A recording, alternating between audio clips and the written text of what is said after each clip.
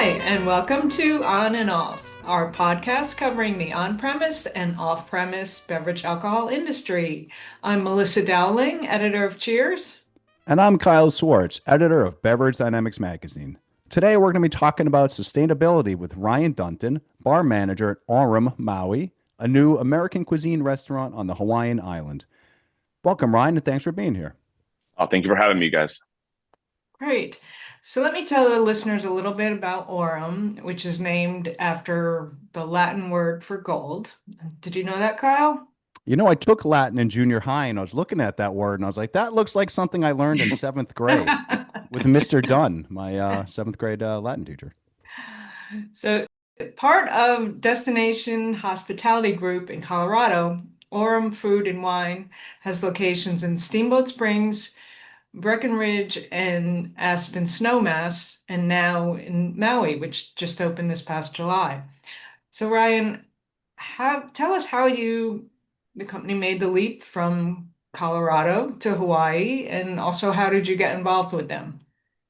I'm originally not from Colorado. I've been here in Maui for getting close to a decade now. And I knew Chef Taylor and Natasha, the husband and wife team. We used to work together at a restaurant that's no longer operational called the Mill House. She was the events coordinator, I believe, there, and Taylor was exec chef, and I was a bartender there. And me and a bunch of group of bartenders kind of ran that whole program. And then that's how we knew each other. And then after COVID, they started their own private chef business. A lot of us went off separate ways. And then we still remained friends and became, we would do events together. They would have some Christmas parties or other like events. And some of my business partners, we would go and do some bartending events for them. So we kept in contact. And then we found out that this project was going on. And I just kind of asked them, I was like, did you have anybody run your bar program? Because I'm ready to get back into that realm of management and running a program. So I think now we're off. Fantastic. And as you were talking, I was frantically Googling Millhouse because I'm like 99% certain I went there when I was at Maui many years ago. What years was that open? It closed in March during COVID in 2020. I believe it was probably around 2014, 2015. The exact dates, I'm not quite sure when it started, but it was probably at least solid 5 years, five, Maybe I 6 years didn't. open. Maybe I Um, didn't. and now it's still there, but it's opened. It's under a different restaurant name, but it's the restaurant's Cafe Ole at the Mill House, so people still kind of gravitate to go Gotcha. there. Good, Yeah, but good. it's in Waikapu. It's in the West Maui Mountains, and it's like a grand view. Sure, this all sounds very familiar. How does the beverage program at Aurum embrace Maui's unique sense of place, perhaps with seasonal ingredients, locally sourced produce, etc.? Of course, a lot of our produce, a lot of our citrus comes from Maui itself.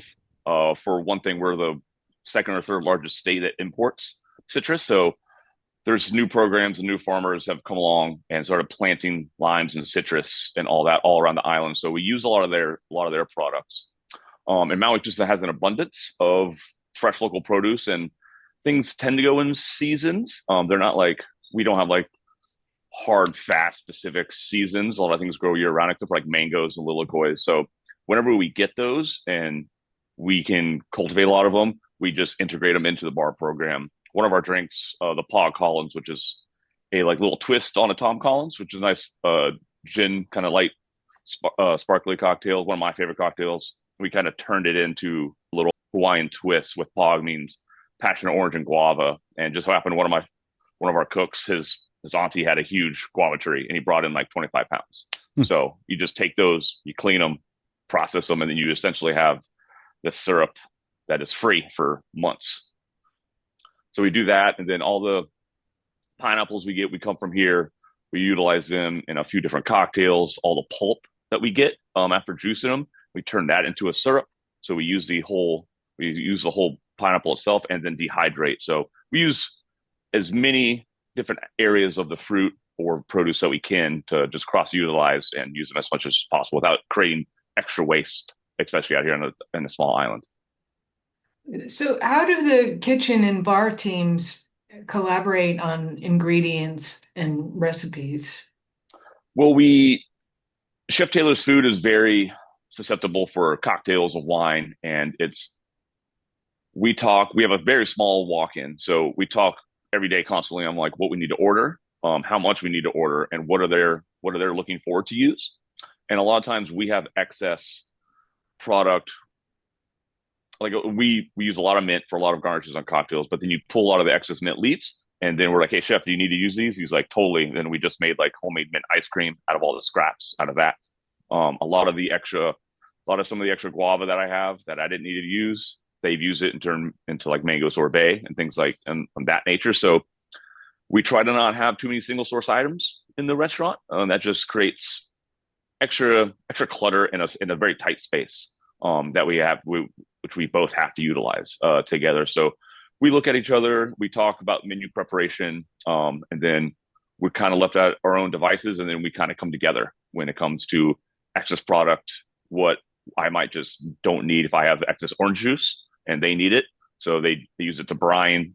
They use it to they do a lot of brining for fish and chicken and bone marrow bones. So a lot of the spent lemon and lime and orange and like grapefruit husks, they'll just use and throw it into a brine water. So things just constantly get reused multiple times. So we don't once again create all that waste on our tiny little island out here. And does that go Always. both ways? Like if they have excess product, would you use that somehow in your Yeah, program? of course. Yes, they do. They utilize a lot of the same products that we do. So if they have, like Ryan, we have a lot of this strawberries that we're not going to be able to use. Can you utilize them? And we've turned those into some of our mocktail programs that we do. So kind of goes both ways. They bulk out a lot more than I do. So I kind of push some of my produce that is either getting close to not spoiling, but like on that verge that they can utilize. And if they're thinking about doing a new dessert with a new fruit, if they need to do something, they're like, "Are you looking forward to do something like this?" And we're like, "Yep, we'll juice it, we'll turn it into syrup, we'll turn it into a shrub, we can freeze it for months, and it's totally fine." Yeah. Can you talk about how you weave sustainability into every detail there? From repurchasing citrus peels and fruit Mm-hmm. offcuts to composting and using reusable or compostable straws? Yes, the straws are a big deal out here. Mm. Maui and Hawaii have like they've banned single use plastics. So a lot of bars go onto the paper straws, and there's tons of those. Which, if you've ever used a paper straw more than once in a drink, they kind of dissolve. They don't really work well. There's multiple areas, multiple different companies that do them. We started using like agave straws from the spent ground up agave that people make tequila with, and then when we found a local company through one of our local importers that uses like spent coconut husks, so we use those. So they're all compostable. They feel tacky like they are like the old school plastic straws, but you can totally reuse them in two or three drinks. So you're just not taking paper, throwing it away, taking paper, throwing it away. We use those. And a lot of the citrus peels and things like that will turn into it's called an oleo, which you take your citrus peels that you're using, you just throw them in sugar, and that sugar just peels out all that natural oils and turns into syrup. And then you take the citrus that you use, cut them, juice it. So you're using the entire citrus for 2 to 3 cocktails at one time. So my understanding is many of the spirits that you use come from distillers, who share the restaurant's environmental values. Can you give us some examples of that? Of course. Let's see here. One of our tequilas we use, it comes it's a very small producer of tequila for a well brand. It's small, it's from bartenders that found a source out in Mexico that didn't want to overproduce when it comes to agave, which is a big thing in the bartending world right now. It's tequila and mezcal is like one of the biggest, hottest products out there. So when you use it and you overproduce it, it becomes a little detrimental to the environment when you were just that single crop, and you kind of have to let them flower a little bit. So these farmers, these distillers, they let some of their agaves kind of flower, attract animals that come and pollinate and things like that. So they try to keep it going so we don't run out of the product, and they kind of till the ground up and do not that straight monocropping that like just eventually will just run out of that one product of that one vegetable. Like a lot of bananas do that nowadays. That's why we got the Cavendish. But if you don't monocrop every single time and you let them flower, it kind of like helps utilize that as well. And one of our good rum brands out of Oahu, they cultivate all native Hawaiian sugarcane, which is nice. So they find them, they cultivate it, and then they do like single source sugarcane rum that all tastes different, and then they keep that going and rotating and doing different like really sustainable farming practices as well. What's the name of the rum? The rum's Kohana rum out of Oahu. Completely agricultural based, which is sugar. It's just sugarcane juice. So Mhm. the majority of rums in the world are just molasses based. So the sugarcane, the agricultural rum that's just distilled from sugarcane juice, and it just gets a little bit more authentic grass flavor in there. So it's like truly like a farm to a lot of people say farm to, like grass to glass when it comes to that style of agriculture and like bartending as well. Mhm. I see here in my notes you have zero proof cocktails that you're bottling in reusable glass to reduce waste. Yes, we wanted to do a big mocktail program because that it's the new trend, it's the hottest Mm, trend, and if you don't have them on your menu, you kind of like you lose out on a lot of money opportunities. B, you kind of don't get taken seriously as yeah, a cocktail program nowadays because yeah. a lot of people just get you can just throw make a Shirley Temple and you can go on your way. But we wanted to utilize everything and make a really fun program so everybody can enjoy. So we bottle almost all like we have five on the menu. Four of them are bottled. We buy reusable glass bottles, just like in we were talking about all the sustainability things. One of our signature ones is a Maui Mule. Everybody loves Moscow mules. Are one of the most popular drinks out there. But everybody does a Maui Mule, but they don't. In our opinion, they didn't really do a Hawaiian style mule. They just used Hawaiian vodka, and they were like, "Hey, it's a Maui Mule." So we wanted to twist that up. So and essentially, we made our own like house made pineapple ginger beer. So we use fresh lime juice. We take those spent husks and we cook down, and we make a lime stock out of it. Like, if you ever had that roses lime juice, the lime cordial back in the day, that's synthetic and not good. So we essentially make that out of a lime juice, the lime stock, lime juice, cook that down, fresh pineapple juice, and then we take all those pulp, we turn that into a pineapple syrup as well. So adding a little more citrus and local ginger, juice it, turn that into a syrup. So we make our own, and then we throw it on cakes, we carbonate it. So we do all that four different times, four different cocktails, and just utilizing different products all around there for them. Do you offer them to take like package to take away the zero proof? We did that during the concierge program. We do like if people want to like because you Maui's liquor laws are kind of strict and tight, so you can't really do to go cocktails at all. But we've done that in the past. People ask, we'll give them the glass bottle if they want, but we have compostable to go cups as well. But a lot of the people in the shops they'll come down and they're like, oh, we have our own glasses that we use at our stores and things like that. I just really want that mule. I really want our Pims cup as well. We make a non-alcoholic Pims cup, which is called the Pimsless cup, which is fresh strawberry, cucumber, ginger, lemon. And then they'll take it, and then generally 9 times out of 10 they'll bring it back. Um, but we have tons of them, and then yeah. So if they want them to keep them, they can use them. But most of the time, they bring them back to us.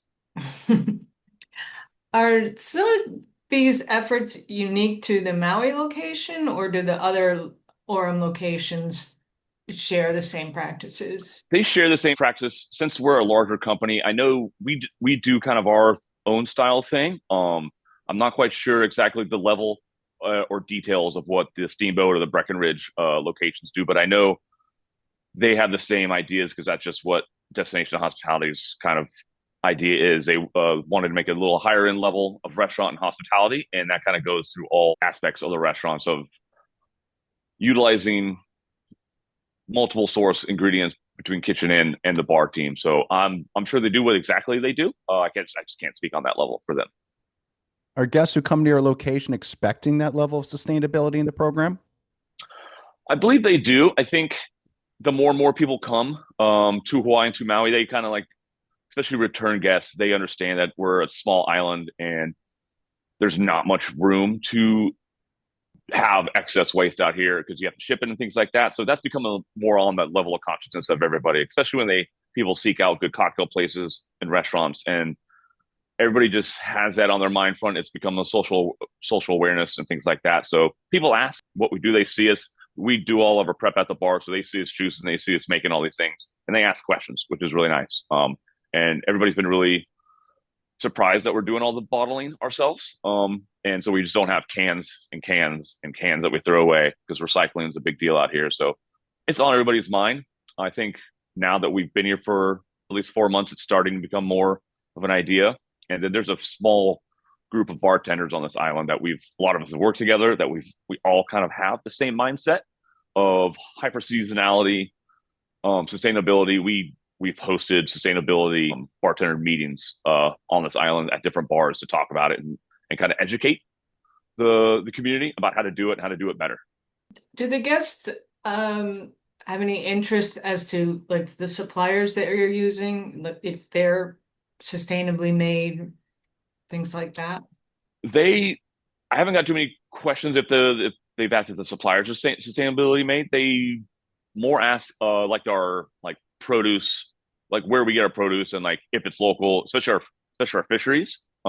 As people ask all the time. I had some people from Canada yesterday were asking like, who's our suppliers? Can we just go out fishing ourselves and bring in fish, things like that? So I think it's more people are kind of like honing in on like the hyper, like not hyper localism, but like more very just more localism, because it's been, you can throw around the farm to table term. Everybody, like a lot of people do that in restaurants, and a lot of people, they'll get them from big suppliers and it's really not farm to table. But we can say and speak on individual farms by name and farmers by name. One of our servers at the restaurant is one of the farm managers that we get all of our flowers from, our produce from, our mushrooms from, a lot of things from the bar. So people ask and we can kind of like pinpoint specific names. And I think they appreciate that more than just like, oh yeah, these people, the way they bottle glass bottles is sustainably made, which is becoming harder and harder in the world, trying to find real sources of sustainability companies that are being honest and truthful. Yeah, I think like in terms of packaging, a lot of the wine companies have tried to do more with either lighter glass bottles, or Yes. certainly the boxed wine. I know we had Yes. profiled a company based in Hawaii that was had a big boxed wine Yep. program. Yeah. One of the restaurants, it's like kind of Maui's and Hawaii's restaurants. They do a lot of those box wines by the glass to kind of cut that carbon footprint. I've had a few meetings with reps and things like that. Some of the wine companies are going to the box, and yeah, like you said, like lighter glass bottles. I had a wine tasting the other day that they were talking about the wine bottle. We lifted it up, and I was like, wow, I was like, this is remarkably light. Because once you get to that higher price point of bottles and Cabernets, a lot of the wineries want that big footprint, even if it's a 750, the big bunt on the bottom. They would like to just get that, just kind of shows they're like, look how awesome this bottle is. And it's like, well, you're probably paying a lot of money for that bottle of wine and that label. And now people are going to more simple labels, recycled labels, and things like that, more like recycled papyrus and paper, and like vegetable style ones that they can like kind of reuse. So that's starting to show up here more and more. Since we're a young restaurant, we hopefully in the future we can have that buying power and that sway to convince companies to do that. Like if you go this route, we could guarantee X amount of cases per month. We would love to get to that point. Right now, we're just not at that level. We're like 4 months old now, I think. So our friend's restaurant, they have that buying power out here, and they've started that trend. So I think that's going to be available for more restaurants to jump on that bandwagon that they've already started, which is a great idea. And there are really good wineries that do it, which is nice. Yeah. So I know it's only been 4 months, as you said, but what Mm-hmm. what drink trends are you seeing right now? Drink trends. People want the biggest drink trend probably in the last 10 years is people constantly say they don't like sugar and they don't like sweet drinks. So trying to find like the balance of that idea. And I think generally when people say they don't like sweet, they don't like sugar, they don't like synthetic flavorings cocktails, which I agree. At heart, I'm kind of like a nostalgic sweet drink person, but I love bitter cocktails and wine and things like that. So we try to, through like our practice and how we make our drinks and the products that we buy, since they are fresh, you don't have to dilute with weird and like fake like fructose corn syrup and things like that. So being honest with people and telling them like how you make products, things like that, is kind of going that way. But like old school nostalgic flavors are coming back, I've noticed. One of our drinks is one of the highest sellings. We use Midori in. So like I think like that 90s electric color is coming back for people my age and my age group. When you first started drinking 20 something years ago, that's kind of how was out there, the Midori sours and the blue curacaos and all those big pop flavors. So like that 80s, 90s trends are creeping in. So we've, instead of like trying to like push that away and go, we're too good for that, like we wanted to just lean into it. And one of our most popular cocktails is a mezcal Midori cocktail. That's fantastic. It's bright, it's electric green, but then it's real agave in there, and then lost like enough citrus and Maui pineapple that everything balances out. And the Midori flavor, if you've never had it in a long time, it's not as synthetic as everybody I think remembers. It's just when you got the old school Midori sour, that was all sugar and more sugar and things like that. It gets a little intense. So we're embracing it, and there's that trend, and then the mocktail trend just is exploding and keeps on going. And the way we do our mocktails, every single one of them can be turned into a cocktail. So we have a little bit of everything for everybody. Yeah, it just seems like nostalgic trends are coming back, and people want familiar flavors done in a new way, which Yeah. is fun and hard to do at the same time, because most cocktails have been done and invented before. So trying to like create brand new identities and flavors within the same old school flavors is a challenge, but really, really fun. Right. You also now have the visual aspect because everybody wants to put it on Instagram so that Yes. Midori and blue curacao and all those Oh yeah. colorful drinks have another Yep. purpose now. Yes, ma'am. Yeah, we have a section on our menu that's called preserving the past, and all Aurums have that. So it's a place where like, you can bring back classic cocktails and do it in that nature. And we wanted to do it like old school tiki and old school like Hawaiian tiki to try to like, the main cocktail menu is for us to play with and do our creative style. And that part of the menu is like, we're just going to pay homage to like what came before us. So we just threw on a classic blue Hawaiian with rums from Hawaii and citrus from Hawaii and all that. And then blue curacao and then coconut. And just, if you do it correctly and fresh citrus and everything else and a little bit of coconut, people love it. And we found that we needed a little niche. We didn't have like that creamy, fun resort cocktail. So we threw that on there, and it's just enough blue curacao to turn it more aquamarine than bright blue that everybody's accustomed to. So we like to have fun and play around, but yeah, keep it true and good, and not fake and sugary. Yeah, you go to Hawaii and you see a blue Hawaiian on the menu, you have to have it. So Yes, yeah. it's quite nice delicious. if it's a good one. Yeah, and we cut the coconut down too.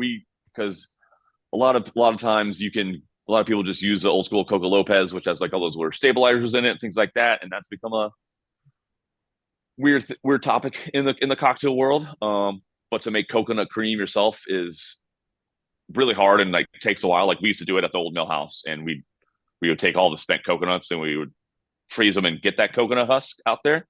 We just don't have that room, so we take some coconut cream we buy, but then we like mix it with local coconut water to kind of add a little bit more lightness and brightness to it, so it's not so that synthetic coconut cream flavor that a lot of the other products do. So we kind of cut that by like a third from local coconut water, which my friend runs his farm right down the street from my house. So I'm lucky he's right by me. That's a good idea. Yeah. Well, poor Kyle's been probably trying to talk about whiskey, and it's like, nope, Listen, not today. I managed not to talk about whiskey or Gen Z drinking trends in this podcast, or give my mocktail speech, which I normally give. I didn't give my mocktail speech because I gave it about 15 times already this year. We're obviously very pro mocktails here. Oh yeah. Yeah. Well, that's all the time we have for today. Thank you again, Ryan, for joining us. Oh, anytime. Thank you guys for having me. This was fun. Absolutely. And thanks to all of you out there for listening to On and Off. Please do join us next time when we'll talk about yet another fascinating topic that spans the retail and restaurant worlds. Until then, cheers. Cheers, everybody. If you enjoyed the On and Off podcast, please hit the subscribe button. Also, you can find more great content at cheersonline.com and beveragedynamics.com, including recipes, product reviews, and interviews with the movers and shakers of the beverage alcohol industry. You can also sign up for our free weekly e-newsletters for both publications on our websites. Cheers!